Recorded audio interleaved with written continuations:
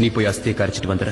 உன் கூட நானும் வந்திருப்பேன். ஆனா நீ திரும்ப இங்க வரதுக்குள்ள இத பத்தி இன்வெஸ்டிகேட் பண்றதுக்கான ஏற்பாடுகளை பண்றேன்.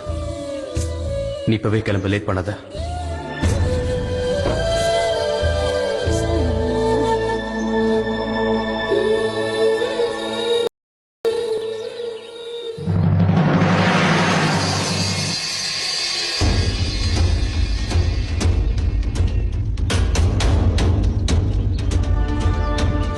குமார், என்ன சார் பிஸியா இருக்கீங்களா?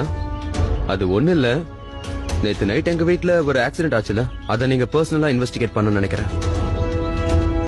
ஓகே.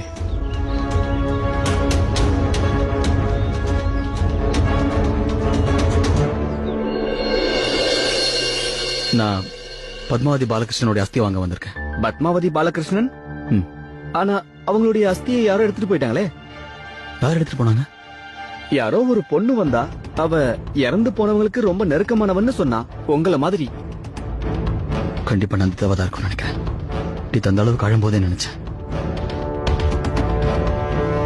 அவங்க பத்மாவதி அம்மாவோட ஃபேமிலியை சேர்ந்தவங்களா? இல்லங்க, அவங்க குடும்பத்துல இருந்து யாருமே வரல. அந்த பொண்ணு என்ன சொன்னான்னா, அஸ்தி கரைக்கிற சம்பிரதாயத்தை அவதான் பண்ணுவேன்னு சொன்னா. அதனால நான் அவளுக்கு அஸ்தியை கொடுத்துட்டேன். சரி,